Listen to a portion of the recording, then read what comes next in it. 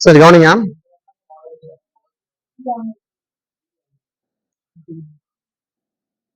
அப்ப வட்டம், வட்டாரம்.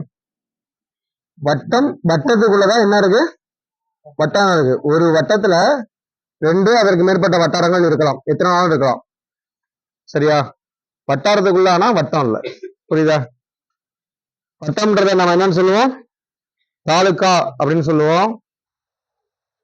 தாசில்தார் ஆபீஸ் இருக்குல்ல, ஒரு வட்டத்துக்கு ஒரு தாசில்தார் ஆபீஸ் இருக்கும். வட்டாரம் அப்படின்னா யூனியன் அப்படின்னு சொல்லலாம். இன்னொன்னு ஊராட்சி ஒன்றியம் அப்படின்னு சொல்லலாம். பிடிஓ ஆபீஸ் ஒரு வட்டாரத்துக்கு ஒரு யூனியன் ஆபீஸ், ஒன்றிய அலுவலகம் இருக்கும். அப்ப இந்த மாவட்டம், வட்டாரம், கிராமம் இதுதான் என்னன்னா உள்ளாட்சி அலகான 3 அடுக்கு பஞ்சாயத்து ராஜ் அமைப்பு. மாவட்டம், கோட்டம், வட்டம், குறுவட்டம் அதாவது பிற்கா, கிராமம் இதுதான் வருவாய்த்துறையோட அழகு. வருவாய் கிராமம்னு சொல்லுவாங்க, வருவாய் பிற்கா. வருவாய் அப்படின்னு வார்த்தை சேர்த்துங்க, அவ்வளவு வருவாய் அழகு இது. சரி, இப்ப பஞ்சாயத்து ராஜ் அமைப்பு சொல்லிட்டேன். அதே நகர அமைப்பு எப்படி பார்ப்போம்னா, மாவட்டம் மாநகராட்சியா இருந்தா மாநகராட்சி, அதுக்கப்புறம் நகராட்சி, அதுக்கப்புறம் பேரூராட்சி. மாநகராட்சி இல்லைன்னா டைரக்டா என்ன வந்துடும்? நகராட்சி, பேரூராட்சி அப்படின்ற அமைப்பு வந்துடும். இது நகர்பாலி நகர அமைப்பு.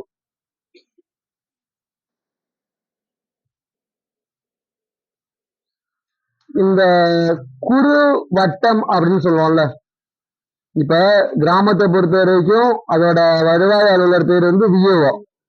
குறுவட்டத்தை பொறுத்த வரைக்கும் பிற்கா ஆர்ஐன்னு சொல்லுவோம், ரெவன்யூ இன்ஸ்பெக்டர். வட்டத்தை பொறுத்த வரைக்கும் தாசில்தார், வட்டாட்சியர்.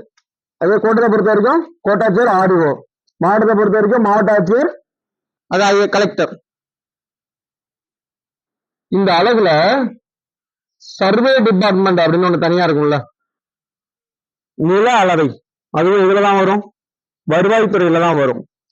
அந்த நில அளவையை பொறுத்த வரைக்கும் எப்படி பிற்காவுக்கு ஒரு ஆரையோ அதே மாதிரி பிற்காவுக்கு ஒரு சர்வேயர். ஓகேவா? பிற்காவுக்கு ஒரு நில அளவையர், ஒவ்வொரு பிற்காவுக்கும் ஒரு சர்வேயர் இருப்பாங்க ஒரு வட்டத்துக்குள்ள. சரி, இந்த சர்வேயருக்காக தலைமை சர்வேயர்னு ஒருத்தர் இருப்பாரு தாலுக்கா அளவுல. சரி, ஹெட் சர்வேயர்னு சொல்லுவாங்க, ஹச்எஸ் அப்படின்னு சுருக்கமா சொல்லுவாங்க. புரியுதா?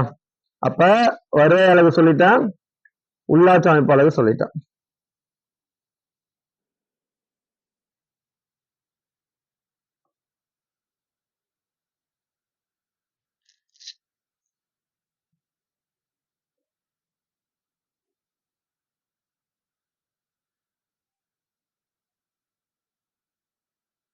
இப்ப தேர்தல் சம்பந்தமா பார்ப்போம். இப்ப ஒரு எம்பி இல்லைன்னா ஒரு எம்எல்ஏ எலெக்ஷன் நடக்குது அப்படின்னா இதை நடத்துறது வருவாய்த்துறை. இதுக்கு தலைமையேற்று நடத்துறது எந்த துறைனா வருவாய்த்துறை. அதுவே இந்த உள்ளாட்சி எலெக்ஷன் 2 பார்த்திருக்கோம்ல, நகர அமைப்பு ஒண்ணு, கிராம அமைப்பு ஒண்ணு, அதாவது பஞ்சாயத்தா நகரபாலி. இந்த அமைப்புகளுக்கு தேர்தல் நடத்துறது உள்ளாட்சித்துறை, ரூரல் டெவலப்மெண்ட் சொல்றோம்ல. அந்த ஊராட்சி நிர்வாகம், அதாவது ரூரல் டெவலப்மெண்ட்றது பஞ்சாயத்து ராஜ் அமைப்புக்கு, நகராட்சிக்கு நகராட்சி, இந்த 2க்குமே நடத்துறது யாருன்னா உள்ளாட்சி அமைப்பு தான் வந்து தேர்தல் நடத்துது. மாநிலத்தை பொறுத்த வரைக்கும் தேர்தல் அதிகாரின்ற ஒரு வார்த்தை படிப்போம், தேர்தல் ஆணையர்னு ஒரு வார்த்தை படிப்போம். மாநில தேர்தல் அதிகாரின்னு ஒரு வார்த்தையை படிப்போம், மாநில தேர்தல் ஆணையர்னு ஒரு வார்த்தை படிப்போம். இந்த மாநில தேர்தல் அதிகாரி அப்படின்றத நியமனம் பண்றது மத்திய அரசு. மாநில தேர்தல் ஆணையரை நியமனம் பண்றது, ஆணையர்னு வார்த்தை வருதா, ஆளுநர். மாநில அரசு நியமனம் தெரிஞ்சுங்க. இந்த மாநில தேர்தல் அதிகாரி தான் எம்எல்ஏ எம்பி எலெக்ஷனை தலைமையேற்று நடத்துறது. மாநில தேர்தல் ஆணையர்னு ஒரு வார்த்தை சொன்னல, அவங்கதான் இந்த உள்ளாட்சி தேர்தல்ல நடத்துறது. வித்தியாசம் புரியுதுல்ல? ஒரு மாநிலத்துல 2 விதமான தேர்தல், ஒண்ணு தேர்தல் அதிகாரின்னு வார்த்தை வரும், இன்னொன்னு மாநில தேர்தல் ஆணையர்னு வார்த்தை வரும். இந்த மாநில தேர்தல் ஆணையர் அப்படின்றவர், ஆணையர் ஆண் வருது, ஆளுநரால் நியமிக்கப்படுறவரு. இவரு மாநிலத்துக்குள்ளே நியமிக்கப்படுறாங்களா, அப்ப உள்ளாட்சி எலெக்ஷனை நடத்துறாரு. அதே மாநில தேர்தல் அதிகாரின்னு ஒரு வார்த்தை வருதா, இது மத்திய அரசால் நியமிக்கப்படுறாங்க. மத்திய அரசால் நியமிக்கப்படுறதுனாலதான் அவங்க என்ன எம்பி எலெக்ஷன் நடத்துறாங்க, எம்எல்ஏ எலெக்ஷன் நடத்துறாரு.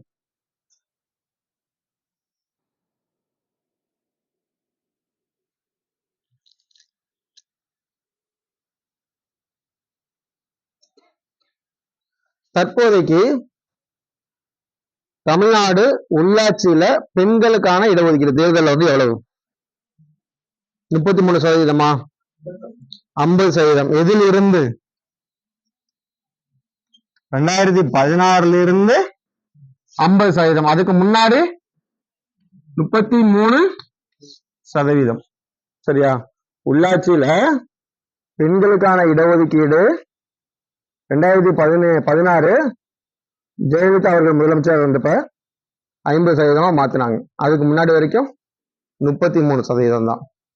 அப்ப 50% மாத்துறாங்க அப்படின்னா எலெக்ஷன்ல 50% பெண்கள் வந்து நின்று தேர்ந்தெடுக்கப்படணும்.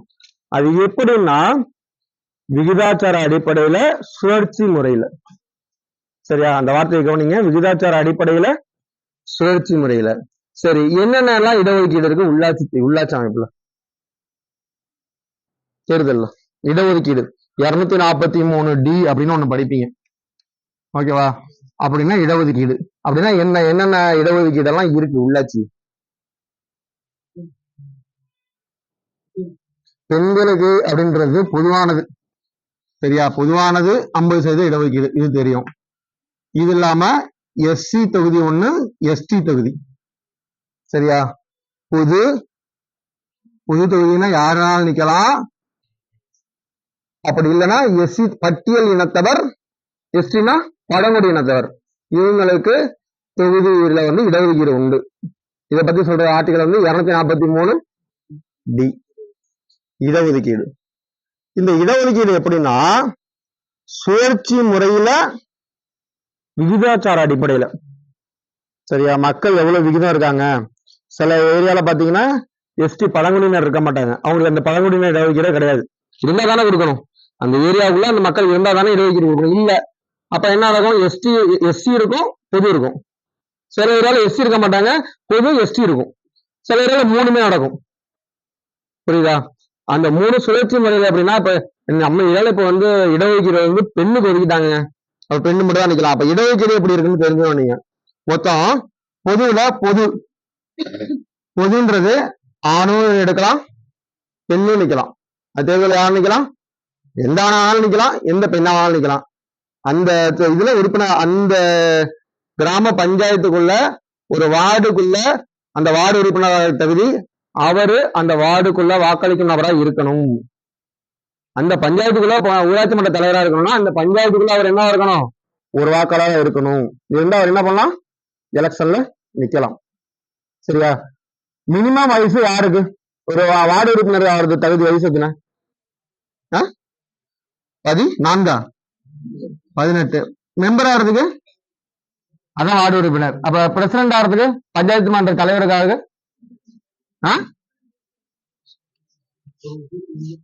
ரெண்டும் முக்கியமா நீங்க தெரிஞ்சிருக்கணும். ஒரு மெம்பர் ஆகணும் கிராமத்துல அப்படின்னா அவருக்கு வயசு 18 இருக்கணும். ஒரு ஊராட்சி மன்ற தலைவர் ஆகணும் வயசு எத்தனை இருக்கணும், 21 இருக்கணும். சரியா? 21க்கு அப்புறம் எலெக்ஷன் மூலம்னா நீங்க 25க்கு போயிடணும். 25 யாருக்கு, எம்எல்ஏக்கு. சரியா? எம்எல்ஏக்கா, எம்எல்ஏ தான். சரியா? எம்எல்ஏக்கு சொல்லணும், எம்பிக்கு சொல்லணும். எந்த எம்பிக்கு, மக்களவை எம்பிக்கு. சரி, அப்ப நீங்க நல்லா ஞாபகம் வச்சுங்க, ஓட்டு போட்டு தேர்ந்தெடுக்கிற எம்எல்ஏ, ஓட்டு போட்டு தேர்ந்தெடுக்கிற எம்பி எல்லாருக்கும் எத்தனை வயசு இருக்கணும், 25. பொதுமக்களாக ஓட்டு போட எல்லாருக்கும் எத்தனை வயசு இருக்கணும், 25 வயசு தான். அப்ப 30 வயசு யாருக்கு இருக்கணும், ராஜ்யசபா உறுப்பினருக்கு இருக்கணும், இன்னொன்னு எம்எல்சிக்கு இருக்கணும். அப்ப மேலவைனா எத்தனை இருக்கணும், 30 வயசு இருக்கணும். குழம்பாதீங்க. 25 வயசு கீழவை, 30 வயசு மேலவை. ஒரு பிரதமர் கீழவையிலிருந்து தேர்ந்தெடுக்கப்பட்டா 25 வயசுல பிரதமர் ஆகலாம், மேலவையிலிருந்து தேர்ந்தெடுக்கப்பட்டா 30 வயசுல பிரதமர் ஆகலாம். புரியுதா? பிரதமருக்கு மட்டும் 2 வயசு. பாக்கி ஆனருக்கு எத்தனை வயசு? 35. குடியரசுத் தலைவர் எத்தனை வயசு? 35. இந்த குழப்பம் வந்து வரக்கூடாது, தெளிவாகிங்க. சரி, இப்ப பொது அப்படின்னா ஒரு ஆணோ ஒரு பெண்ணோ அந்த தேர்தலில் நிக்கலாம். சரியா? 2வது இடஒதுக்கீடு என்ன ஆகுன்னா பொதுல பெண். பொது பெண்ணுன்னா பெண் யாராலும் நிக்கலாம். இது 2வது இடஒதுக்கீடு. எப்படி நம்ம கவுன்சிலிங் போறப்ப ஜெனரல் உமன் அப்படின்னு ஒரு வார்த்தை பயன்படுத்தும். ஜெனரல்னா யார் வேணாலும் போகலாம், ஜெனரல் உமன்னா பெண் யார் வேணாலும் போகலாம். அதுதான் இங்க இடஒதுக்கீடும். அடுத்தது 3வது எஸ்சி பொது. எஸ்சியில ஆணோ பெண்ணா நிக்கலாம். 4வது எஸ்சியில பெண். 5வது எஸ்டியில பொது. 6வது எஸ்டியில பெண். சரியா? அப்ப 6 வகையில இடஒதுக்கீடு இருக்கு. எத்தனை இடஒதுக்கீடு இருக்கு? 6 வகையில. சரியா? இது நம்பர் இத்தனை நம்பர் எத்தனை கேட்க மாட்டாங்க. இந்த 6 வகை என்னன்னு தெரிஞ்சுங்க, அவ்வளவுதான். பொதுவா இருக்கலாம், பொது பெண்ணா இருக்கலாம், எஸ்சி பொதுவா இருக்கலாம், எஸ்சி பெண்ணா இருக்கலாம், எஸ்டி பொதுவா இருக்கலாம், எஸ்டி பெண்ணா இருக்கலாம். நீங்க 5 வருஷம் நடக்கிறனால நம்மளுக்கு அதோட விஷயம் தெரிய மாட்டேது. நீங்க போய் உட்கார்ந்துக்கிட்டு இன்னைக்கு உங்க வீட்டுல போயிட்டு பெரியவங்க இருந்தாங்கன்னா இந்த 5 வருஷம் யார் இருக்கா அப்படின்னு கேளுங்க. ஒரு ஜென்ஸ் இருந்தாங்கன்னா அவர் என்னன்னு பாருங்க. பொதுவில் வராரா, எஸ்சியில வராங்களா, எஸ்சியில வராங்கன்னு பாருங்க. அதுக்கு 5 வருஷம் யார் இருந்தாலும் கேளுங்க, கண்டிப்பா வேற ஏதாவது இருக்கும். புரியுதா? இது எப்படி ஒதுக்குறாங்கன்னா 2 வருஷத்துக்கு ஒரு வாட்டின்னு ஒதுக்குறாங்க இந்த விகிதாச்சார முறை. ஆனா சமீபத்துல நடந்த குழப்படியில வருஷத்துக்கு ஒரு வாட்டின்னு மாத்தினாங்கன்னு நினைக்கிறேன். போன எலெக்ஷன்ல இடஒதுக்கீடு வந்து விகிதாச்சார அடிப்படையில மாத்தினதுல பிரச்சனை இருக்கு அப்படின்னு எதிர்கட்சிகள்லாம் பிரச்சனை பண்ணாங்க, ஞாபகம் இருக்கா? அப்ப இது மாறிக்கிட்டே இருக்கும். சுழற்சி முறையில விகிதாச்சார அடிப்படையில, விகிதாச்சாரம்னா இதுவா அப்படின்னு விகிதாச்சாரம், சுழற்சி முறையில இந்த அப்படியே ரொட்டேஷன்ல வரும். புரியுதா உங்களுக்கு? இதுதான் இடஒதுக்கீடு. இதை பத்தி சொல்றது 243 டி. டினா இடஒதுக்கீடு.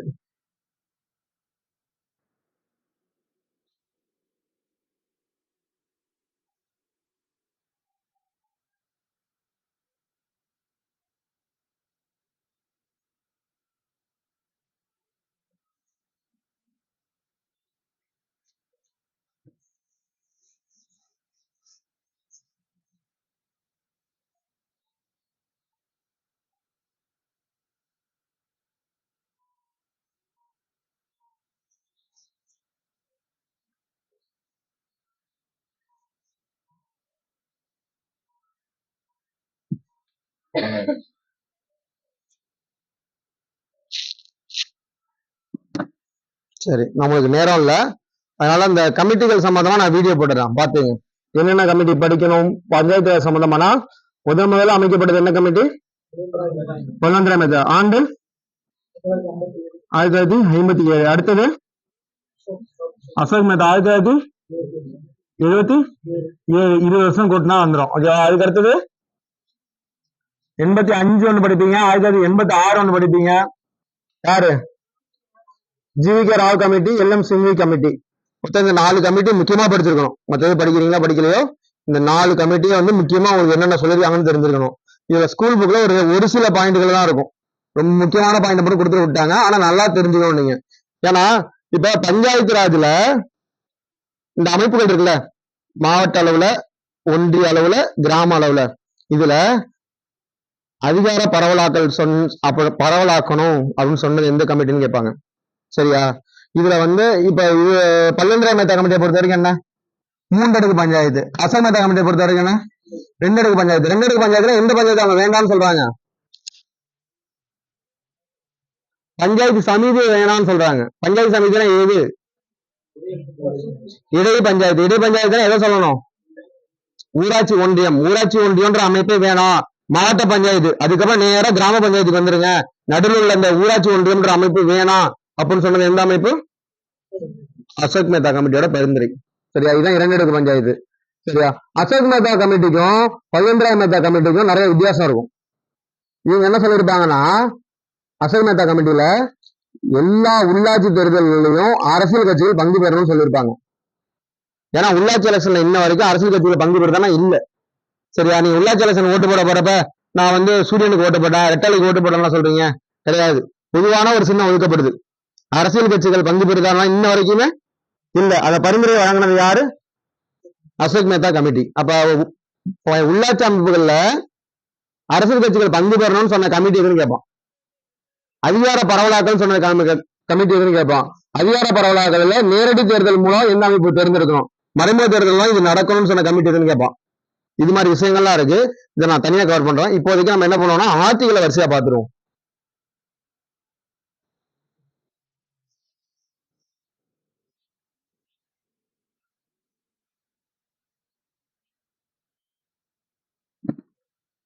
தமிழ்நாட்டோட பெரிய மாவட்டம் எது கடைசியா பார்த்தோம் நம்ம.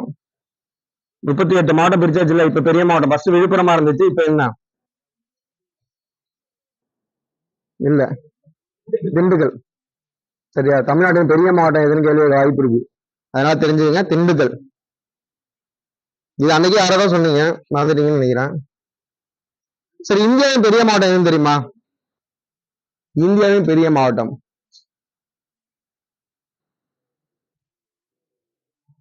கட்ச்.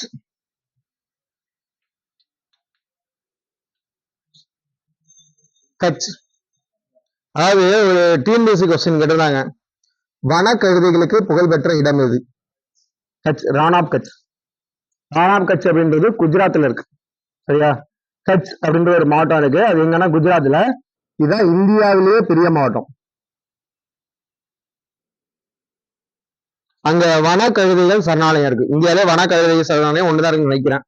அது எங்க இருக்குன்னா ராணாபுரத்துல இருக்கு. இது ஒரு டிஎன்பிஎஸ்சி கொஸ்டின். அங்க ஃபுல்லா என்னன்னா வெறும் உயர் நிலம் தான், உப்பு நிலம் தான்.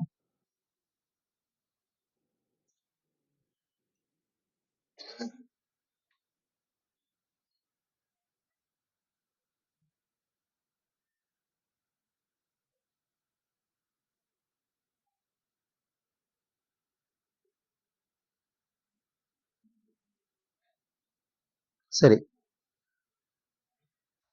ஆர்டிகல் வந்து பஞ்சாயத்து ராஜ் எதுல இருந்து ஆரம்பிச்சு எதுல முடியுது? 243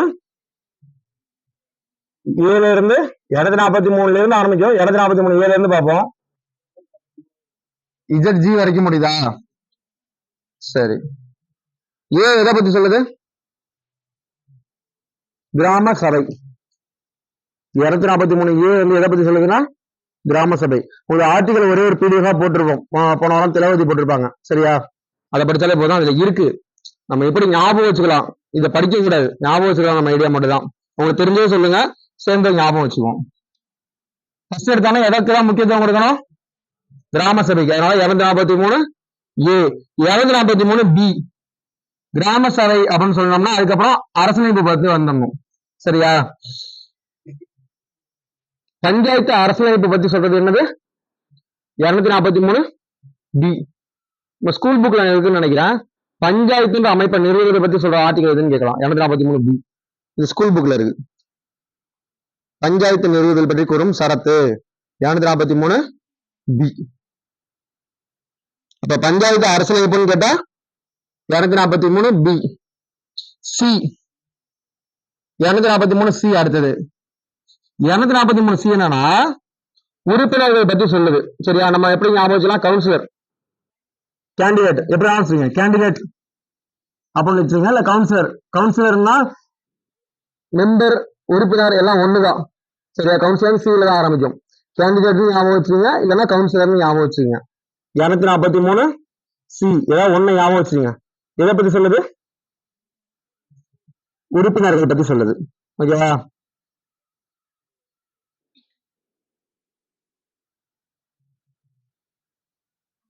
இருநூத்தி 243 டி தான் என்ன சொன்னா இடஒதுக்கீடு. இடஒதுக்கீடு என்ன சொல்லலாம்? டிவைடட். டிவைடட். டிவைடட்னா என்ன பண்ணோம்? டிவைட் பண்ணி கொடுக்குறோம். இடஒதுக்கீடு என்ன பண்றோம்? டிவைட் பண்ணி கொடுத்துறோம். டிவைடட் 243 டி அப்படின்னா. 243 ஈனா பஞ்சாயத்து காலம், எக்ஸெப்ஷன் பீரியட் அப்படின்னு சொல்லலாம். இல்ல வேற எதுவும் வார்த்தை இருக்கா? எஸ்டிமேஷனா? சரி ஓகே. எஸ்டிமேஷன் பீரியட் ஏதோ ஒண்ணு உங்களுக்கு ஞாபகம் வச்சுங்க. பின்னாடி பீரியட்னு போட்டுருங்க. பீரியட்னா என்ன? காலம். ஓகேவா? எஸ்டிமேட் பீரியட் இல்ல எஸ்எஸ்என் காலம் ஏதோ ஒண்ணு போட்டுருங்க. அந்த இங்கிலீஷ் லெட்டருக்கு எப்படி ஞாபகம் வச்சுக்கலாம்னு தான் நம்ம பாக்குறோம். சரியா? எஃப் அப்படின்னா உறுப்பினர்களின் தகுதி இழப்பு. 243 எஃப்னா என்ன? உறுப்பினர்களின் தகுதி இழப்பு. தகுதி இழப்பு என்னன்னு சொல்லலாம்? ஃபெயில்டுன்னு சொல்லலாமா? ஃபெயில் ஆயிட்டாரு. அவர் பாஸ் ஆகல, என்ன பண்ணிட்டாரு? ஃபெயில் ஆயிட்டாரு. உறுப்பினர்களோட தகுதி இழப்பு. ஃபெயில் ஆயிட்டாருன்னு எழுதி வச்சுங்க. 243 ஜி. ஜின்னா என்ன?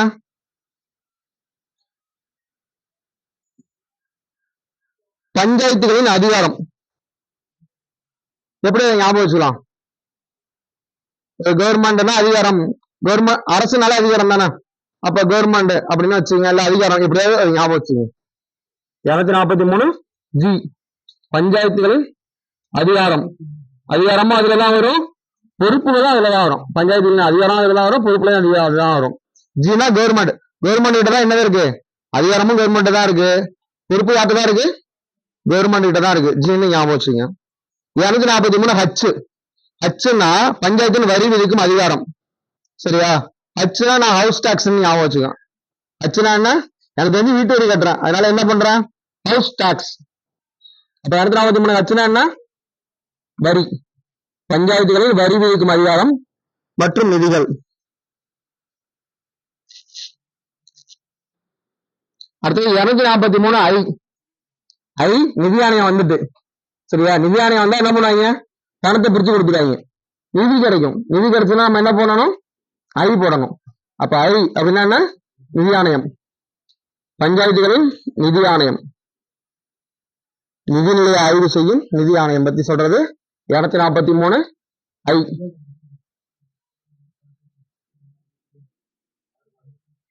அடுத்தது 243 ஜே. நிதி ஆணையம் வந்தாலே நிதி என்ன பண்ணணும்? தணிக்கை பண்ணணும்.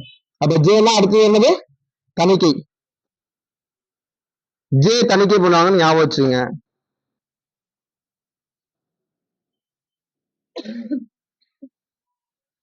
இல்ல தணிக்கையில மாட்டினா ஜெயிலுக்குன்னு ஞாபகம் வச்சுங்க. எப்படின்னா வச்சுங்க.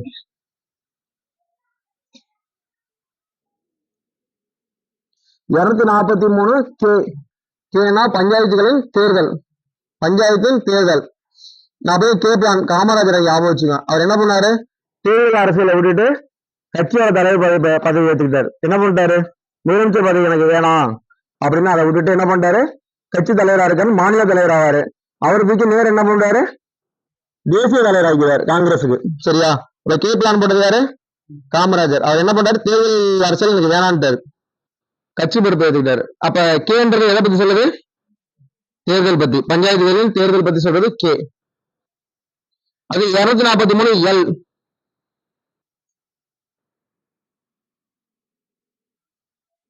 யூனியன் பிரதேசங்களுக்கான விண்ணப்பம் எல்.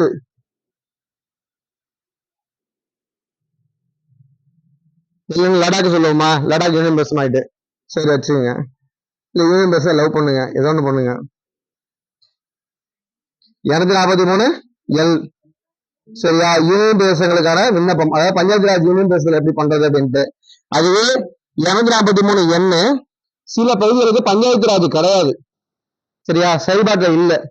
பழங்குடியினர் பகுதிகளில் சில பகுதிகள்லாம் செயல்பாட்டுல இல்ல. அப்ப பொருந்தாத பகுதிகள் 243 எம்.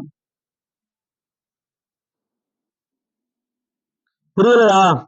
243 எல் அப்படின்றது யூனியன் பிரதேசத்திற்கான விண்ணப்பம். அப்படின்னா யூனியன் பிரதேசத்துக்கான அமைப்புன்னு போட்டுங்க. யூனியன் பிரதேசத்துக்கானது பஞ்சாயத்து ராஜ்ல யூனியன் பிரதேசத்தை பத்தி சொல்றது எது? 243 எல். அப்ப எல்னா லடாக்னு ஞாபகம் வச்சுங்க. லடாக் என்னது? இப்ப யூனியன் பிரதேசம். அப்ப எல் அதான். அடுத்தது 243 எம். எம்ன்றது என்ன? விண்ணப்பிக்க முடியாத சில பகுதிகள். சில பகுதிகளுக்கு பஞ்சாயத்து ராஜ் அமைப்பு கிடையாது அப்படிதான் அர்த்தம். அதுக்கு 243 எம். அது எப்படி ஞாபகம் வச்சுக்கலாம்? மார்ச்சூரியா? அட வாங்க. அப்ப பஞ்சாயத்து ராஜ் இல்லாத மார்ச்சூரிக்கு போன்னு சொல்றீங்களா? பஞ்சாயத்து ராஜ் எல்லாம் உனக்கு கிடையாது, நீ மார்ச்சரிக்கு போ.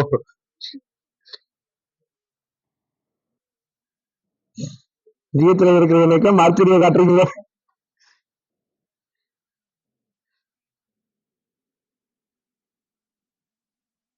அடுத்தது 243 எண். பஞ்சாயத்து மற்றும் ஏற்கனவே உள்ள சட்டங்கள் தொடர்ச்சி. அதாவது ஏற்கனவே உள்ள சட்டம் அப்படியே தொடரட்டும் அப்படின்னு சொல்றதுதான் எண். என்னன்னா நிலை இல்லைன்னா நில்லுன்னு வச்சுங்க. நில்லுன்னா அப்படியே இருக்காது, எந்த மாற்றமும் கிடையாது. நில்லுன்னா இல்லைன்னு பொருள், அப்படிதானே? நிலையானதுன்னு ஞாபகம் வச்சுங்க. ஓகேவா? 243 எண் அப்படின்னா பஞ்சாயத்து அமைப்புல ஏற்கனவே உள்ள சட்டங்கள் அப்படியே இருக்கட்டும், அது அப்படியே தொடர்ந்துட்டு இருக்கட்டும் அப்படின்னு சொல்றதுதான் 243 எண்.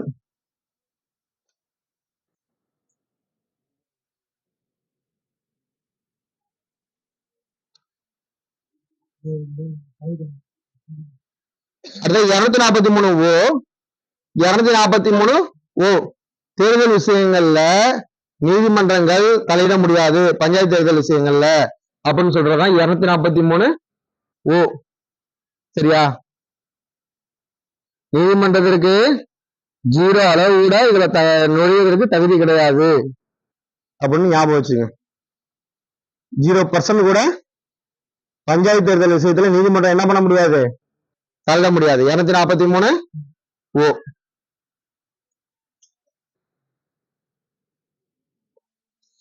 சரியா? மொத்தம் எத்தனை ஆர்டிகல் வருது?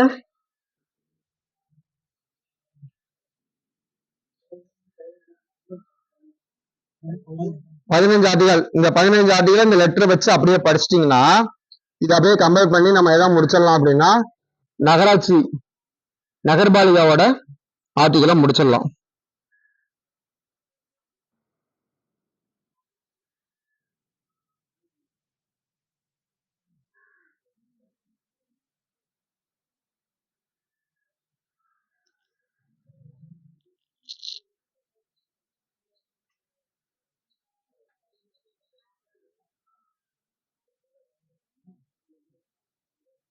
சரியா?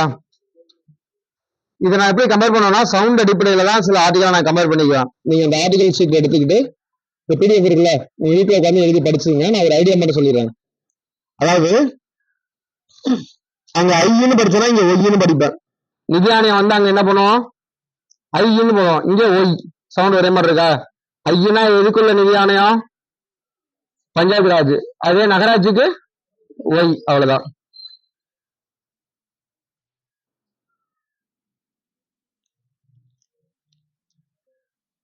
அங்க வந்து தணிக்கையை பத்தி ஐக்கு அப்புறம் எதுன்றது எந்த லெட்டர் வந்துருது? ஜே. இங்க ஒய்க்கு அப்புறம் என்ன லெட்டர் வரும்? ஜெட். அவ்வளவுதான்.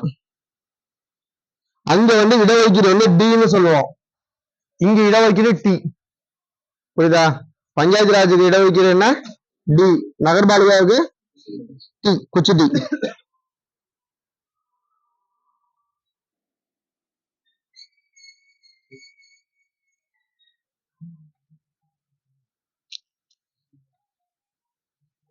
அங்க வந்து ஈன்னு போடுங்க, இங்க நாமத்தை அழிச்சிருங்க யூ. ஓகேவா? எதுக்கு? காலம். பஞ்சாயத்து காலம்னு சொல்றோம்ல, இங்க வந்து யூ. வித்தியாசமா ஞாபகம் வச்சுங்க. நம்மளுக்கு தேவை என்ன? மைண்ட்ல அது ஏறணும். சரியா? அங்க நாமம் போட்டா இதுக்கு பஞ்சாயத்துக்கு, நடுவில் கோட்டை வச்சா நகராட்சி.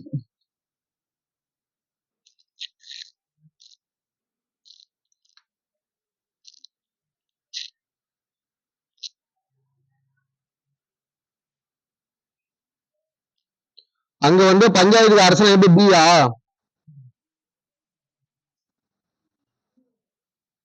இப்படி போட்டுங்க.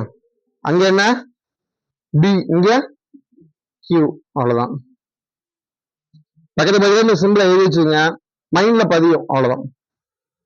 அப்புறம் இது கண்ணு காதெல்லாம் போட்டு வாயை போட்டு நாக்க போட்டு நாய்க்குட்டியாக பூனை குட்டியா ஆகிட்டுறதுங்க.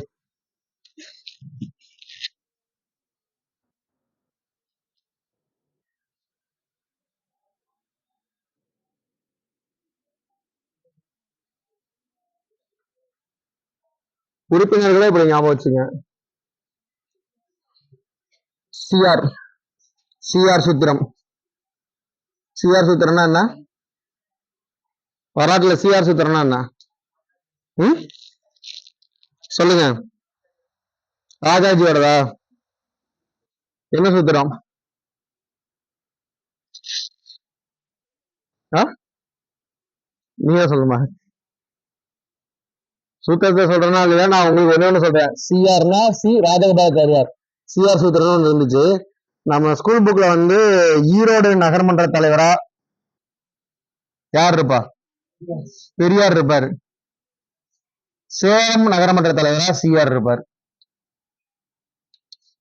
சேம் காலத்துல. சரியா?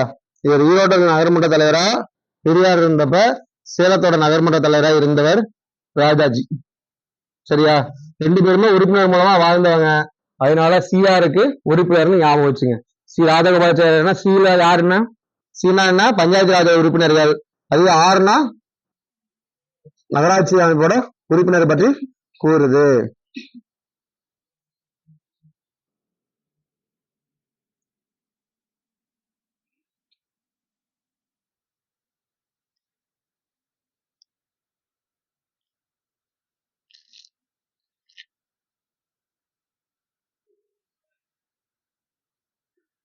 அங்க வந்து ஃபால்ஸ்னு போட்டோமா? ஃபெயில்டா? ஃபெயில்டு வெரிஃபைடுன்னு போடுங்க. ஃபெயில்டு வெரிஃபைடு எஃப்இ. Failed verified. எஃப்ன்றது பஞ்சாயத்து ராஜுக்கு வரும், வீன்றது நகராட்சிக்கு வரும். Failed verified. இந்த இடத்த விட்டுருக்கணா?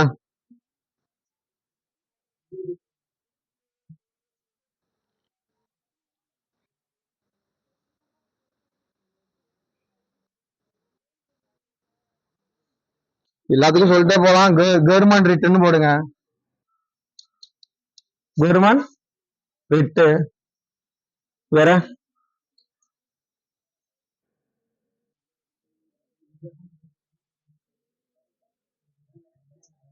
இதுல ஒரே ஒரு முக்கியமான விஷயம் நீங்க ஞாபகம் வச்சுங்க.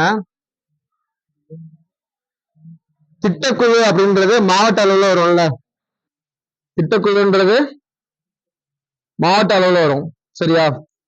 இது நகராட்சி அமைப்புக்கு மட்டும்தான் அந்த ஆர்டிகல் வரும். மாவட்ட திட்டக்குழு 243 இஜட் இஜட் டி. இது அதுல படிக்க மாட்டீங்க, அப்படிதானே?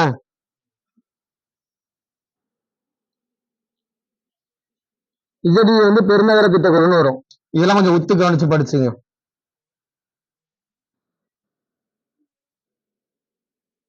உள்ளாட்சி அமைப்புகள் சிலபஸ்ல இருக்கு. ஆனா பஞ்சாயத்து ராஜ்னா கொடுத்துருப்பாங்க.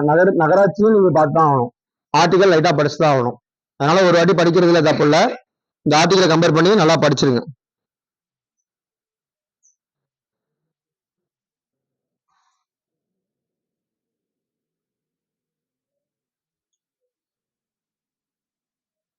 சரி, நகராட்சி அமைப்பை பொறுத்தவரைக்கும் மாநகராட்சி சொல்லிட்டேன், நகராட்சி சொல்லிட்டேன், பேரூராட்சி சொல்லிட்டேன். இது இல்லாம இந்த 3 அலகும் வராது இருக்கா?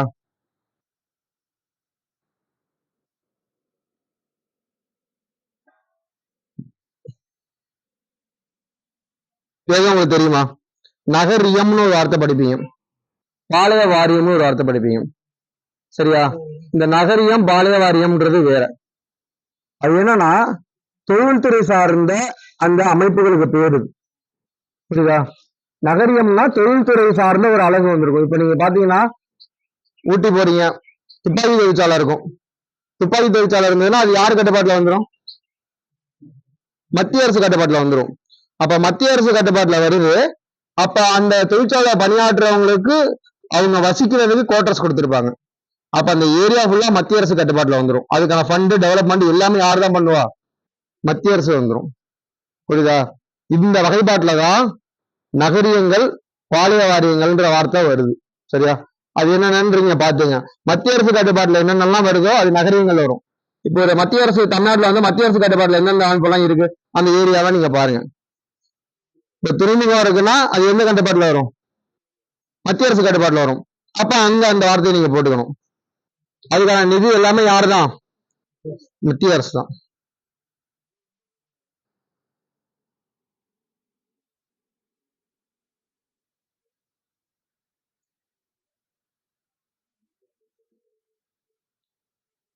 இன்னொரு முக்கியமான கவனிக்க வேண்டிய விஷயம், பஞ்சாயத்து ராஜ் அமைப்புல 3 அடுக்கு பார்த்தோம். மாவட்ட பஞ்சாயத்து, ஊராட்சி ஒன்றியம், கிராம பஞ்சாயத்து. இதுல யார் யாருக்கெல்லாம் வரி விதிக்கும் அதிகாரம் இருக்கு? கிராமத்துக்கு மட்டும்தான். இது ஸ்கூல் புக்ல இருக்கு, இந்த வார்த்தையை கவனிச்சு படிங்க. கிராமத்துக்கு மட்டும்தான் வரி விதிக்கும் அதிகாரம் உள்ளது. மற்ற ஊராட்சி ஒன்றியத்திற்கோ மாவட்ட ஊராட்சிக்கோ வரி விதிக்கும் அதிகாரம் கிடையாது.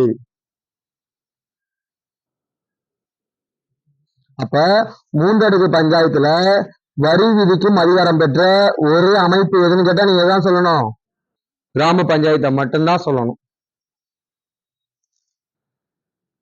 என்னென்ன வரிகள் நம்ம ஏற்கனவே பார்த்தோம்ல, அது நகராட்சிகள் அமைப்புக்கும் அதே தான் வரும். எக்ஸ்ட்ரா நகராட்சிகள் அமைப்புக்கு வேற என்ன வரும்னா, வணிக கட்டிடம் நிறைய இருக்கும். ஒரு பஸ் ஸ்டாண்ட் இருக்கு, பஸ் ஸ்டாண்ட்ல ஒரு 4 கட்டிடம் கட்டிட்டு இருப்பாங்க, அதை வாடகைக்கு விட்டுருப்பாங்க, அது நகராட்சிக்கு வருமானமா இருக்கும். சில பெருநகர பகுதிகளில் கார் பார்க்கிங் விட்டுருப்பாங்க, இப்போ வாகனம் கட்டணம் செலுத்துறதுக்கு விட்டுருப்பாங்க, அப்ப கட்டணம் அந்த கட்டணம் வசூலிப்பாங்க. சில பகுதிகளில் பூங்காக்கள் இருக்கும், அதுக்கு அமௌண்ட் வசூல் பண்ணுவாங்க. விளையாட்டு மைதானங்கள் இருக்கும், வெயிட் பண்ணி விளையாடுற மாதிரி, அதுக்கு அந்த வருமானம்லாம் எதுக்கு சேரும்னா நகராட்சிக்கு சேரும். வித்தியாசம் கிராம பஞ்சாயத்துக்கும் இந்த நகராட்சிகள்ல வரி வசூலிக்கிறதுக்கு அதிகாரத்துக்கு வித்தியாசம் சொல்றேன். இப்ப கிராம பஞ்சாயத்து ராஜ் அமைப்புல வரிய வசூல் பண்ற அதிகாரம் யார்கிட்ட மட்டும்தான் இருக்கு? கிராமத்துல மட்டும்தான் இருக்கு. அதே நகராட்சிகள் அமைப்புக்கு வந்துடுறேன், வரிய வசூல் பண்ண அதிகாரம் யார்கிட்ட இருக்கு? சொல்லுங்க, ஜெயிச்சாலே சொல்லிடலாம். எல்லா அமைப்புலயும் இருக்கு. பேரூராட்சி தனியா வசூல் பண்ணிக்கும், நகராட்சி தனியா வசூல் பண்ணிக்கும், மாநகராட்சி தனியா வசூல் பண்ணிக்கும். சரியா?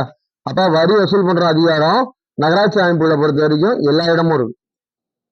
பஞ்சாயத்து ராஜ்ல மட்டும்தான் யார்கிட்ட இருக்கு? கிராமத்திட்ட இருக்கு.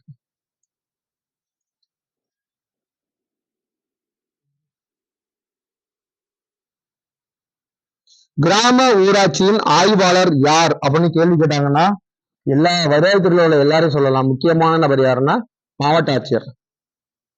அது உங்க ஸ்கூல் புக்ல தான் இருக்கு. கிராம ஊராட்சியின் ஆய்வாளர் மாவட்ட ஆட்சியர்.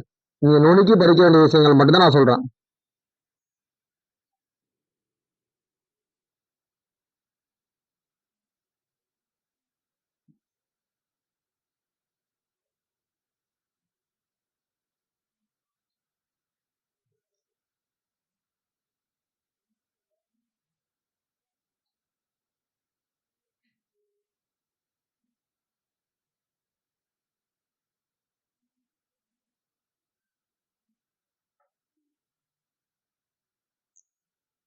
உள்ளாட்சி அமைப்புகளை அறிமுகம் செய்ததன் மூலம் இந்தியர்களுக்கு சுதந்திரத்தின் சுவையை தந்தவர் யார்?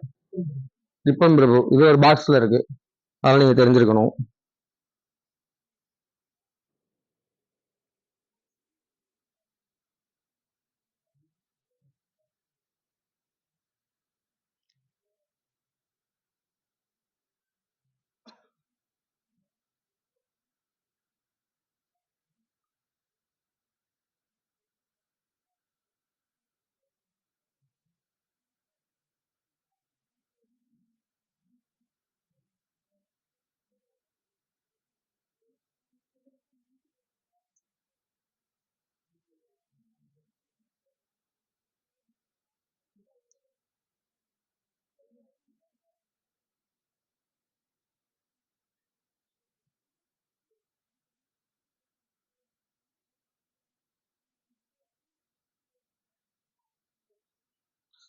அதாவது நகராட்சிகள் அமைப்புல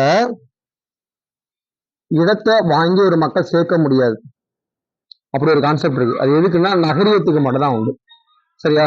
நகரியம் அப்படின்னு கான்செப்ட் வருதுல, இப்ப ஒரு பேரூராட்சியில் உள்ள நபர் தனக்கு பக்கத்தில் உள்ள மனக்கடை வாங்க முடியும், ஒரு நகராட்சியில் உள்ள ஒரு மக்கள் தனக்கு பக்கத்தில் உள்ள இடத்தை வாங்கி சேர்க்க முடியும், தன்னோட நிலத்தை பெருக்க முடியும். ஆனா நிலத்தை பெருக்கிக்க முடியாம மாட்டுகிற ஒரு இடம் எதுன்னு கேட்டா நகரியம். நகரியத்துல இடம் வாங்கி விற்க முடியாது. புரிஞ்சுங்க? இது கொஸ்டின் கூட கேட்கலாம், அதுக்குதான் சொல்றேன்.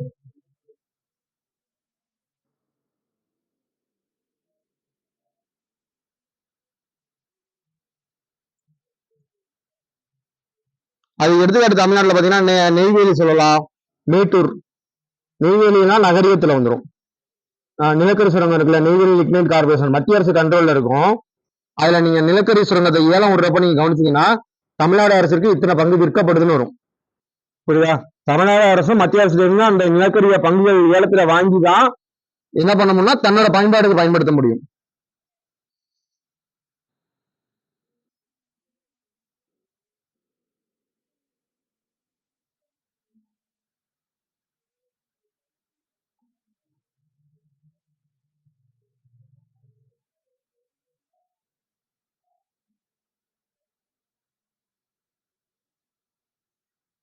அதே மாதிரி அரசியல் கட்சி அமைச்சது எதுன்னு கூட கேட்கலாம். இப்ப நீங்க 12 மேத்தா குழு ஆண்டு என்ன 57. அப்ப அது யாரு எந்த ஆட்சி காலத்துல அமைக்கப்பட்டது? நேரு. ஜனதா ஆட்சி காலத்துல அமைக்கப்பட்ட அமைப்பு இது. அது ஒரு பாக்ஸ் சின்னதா வரும். எந்த குழு? அசோக் மேத்தா. ஜனதா ஆட்சி காலத்தில் அமைக்கப்பட்ட பஞ்சாயத்து ராஜுக்கான குழு எதுன்னு கேட்டா அசோக் மேத்தா. அதே திட்டக்குழுவால் அமைக்கப்பட்ட குழு எல்எம் சிங்கி.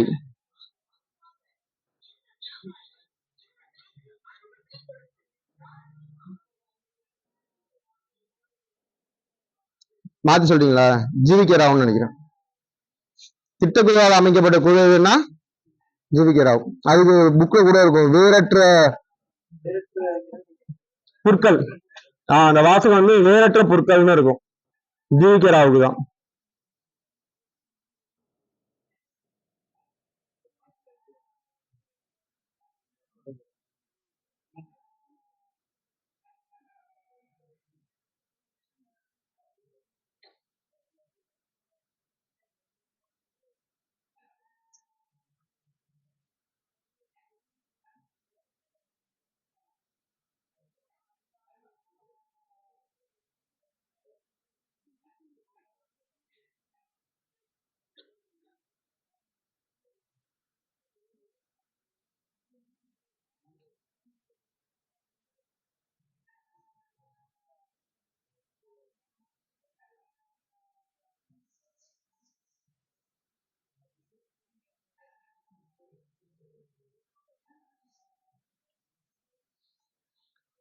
உள்ளாட்சியில இடஒதுக்கீடு நம்ம பார்த்துட்டோம்.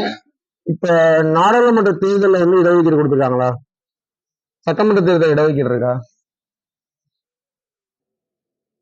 பெண்களுக்கு தனித்தொகுதின்றது இப்ப இல்ல, தனித்தொகுதின்றது பழங்காலத்திலேயே வந்துருச்சு. இந்தியாவில தனித்தொகுதின்றது எப்ப வந்துச்சு? தாழ்த்தப்படுவதற்கு தனித்தொகுதி முதல்ல அம்பேத்கர் வட்டமேஜை மாடல போய் கலந்துக்கிட்டு வாங்கிட்டு வந்துருவாரு. எப்ப 1931. எப்படி வாங்கிட்டு வருவாரு? தேர்தலில் தனித்தொகுதி, மொத்தத்துல தனித்தொகுதின்னு சொல்லி ஆங்கிலேயர்கிட்ட வாங்கிட்டு வந்துருவாரு. ஆனா காந்திக்கும் அம்பேத்கருக்கும் ஒப்பந்தம் நடக்கும். என்ன எங்க ஒப்பந்தம் நடக்கும்? சரி, எந்த ஆண்டு? 32. சரி, அந்த ஒப்பந்தம் படி காந்தி எப்படி சொல்லுவாரு இந்த தனித்தொகுதின்றது? காங்கிரஸ்குள்ளேயே உனக்கு தனித்தொகுதி நான் தரேன், அவங்க கொடுத்துக்காரு அதிகமா தரேன்னு சொல்லுவாரு. அதுதான் கொடுப்பாரு. ஆனா எதுல சொல்றாரு? காங்கிரஸ்குள்ளேயே தான் தனித்தொகுதி. அப்ப தனித்தொகுதின்னா முதல்ல நீங்க எடுத்தீங்கன்னா இந்த இடத்துல இருந்து ஆரம்பிச்சிடும். சரியா? சரி, நான் எப்படி கேக்குறேன்னா பெண்களுக்கு தனித்தொகுதி கொடுத்துட்டாங்களா? இப்ப நாடாளுமன்றத்துல சட்ட திருத்தம் பண்ணிருக்காங்க. மறந்துட்டீங்களா? எல்லாத்தையும் நடைமுறைக்கு வரல. சரியா? 2029 தேர்தலில் தான் நடைமுறைக்கு வரும்னு சொல்லியிருக்காங்க. எதனால சொல்லியிருக்காங்க? மக்கள் தொகை கணக்கெடுப்பு 2011 நிக்குது. மக்கள் தொகை கணக்கெடுப்பு நடத்திட்டு அதுக்கப்புறம் பெண்களுக்கு தனி இடஒதுக்கீடு தர்றோம் நாடாளுமன்றத்துல அப்படின்னு சொல்லியிருக்காங்க. இது எத்தனாவது சட்ட திருத்தம்? 106. எத்தனை சதவீதம் இடஒதுக்கீடு? 33. இன்னும் நாடாளுமன்றத்திலே இப்பதான் கொண்டு வந்திருக்காங்க. எத்தனை சதவீதம் இடஒதுக்கீடு? 33%. 106 தானே? கரெக்ட் தானே? மறந்துட்டேன், எனக்கு மறந்துட்டேன் கேக்குறேன்.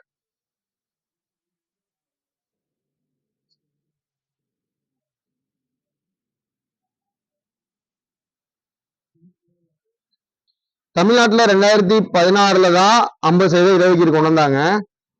இந்த 50% இடஒதுக்கீடுன்றது தமிழ்நாடு தான் ஃபர்ஸ்ட் கொடுத்துச்சா? இதுக்கு முன்னாடியே பீகார்ல எல்லாம் நடைமுறைக்கு வந்துருச்சு. சரி, 50% இடஒதுக்கீடு பெண்களுக்குன்றது பீகார்லாம் நடைமுறைக்கு வந்துருச்சு. தமிழ்நாட்டுல அதுக்கப்புறம் தான் கொண்டு வந்தது. சரியா? இது கேள்வி வைக்க வாய்ப்பு இருக்கு. தமிழ்நாடு முன்மாதிரி மாநிலமானா கிடையாது. 33% உள்ளாட்சியில இடஒதுக்கீடுன்றது இந்தியா ஃபுல்லா இருக்கு.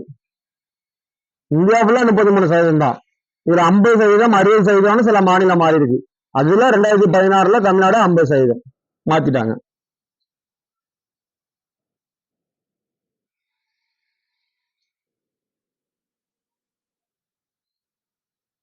சரி, இப்ப உள்ளாட்சியை பொறுத்த வரைக்கும் தனித்தொகுதின்றது விகிதாச்சார அடிப்படையில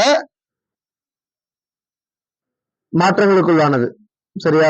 சுழற்சி முறையில மாறுது. பொதுவா எம்பி எம்எல்ஏ எலெக்ஷன்ல தனித்தொகுதின்றது மாறுதா மாறலையா?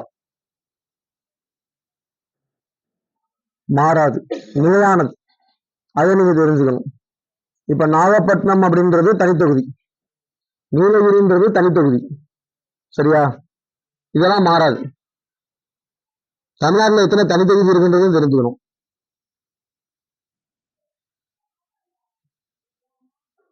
6ன்னு நினைக்கிறேன். இதுக்கு மக்களவைக்கு நான் என்னன்னு செக் பண்ணிட்டு உங்களுக்கு சொல்றேன். ஏன்னா கொஸ்டின் வாய்ப்பு இருக்குல்ல.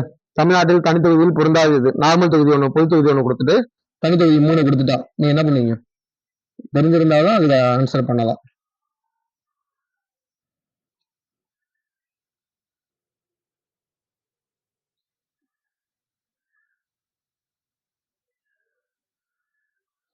இப்ப நான் பேசுன அந்த 6 தொகுதின்றது எதுக்கு சொல்லிட்டு இருக்கேன்? தனித்தொகுதி எதுக்கு? நாடாளுமன்றத்திற்கு, மக்களவைக்கு. சரியா? நான் மாநில சட்டமன்றத்துக்கு நான் பேசல. அது அதிகம் வரும். அதுக்கும் உண்டு, அது அதிகம் வரும்.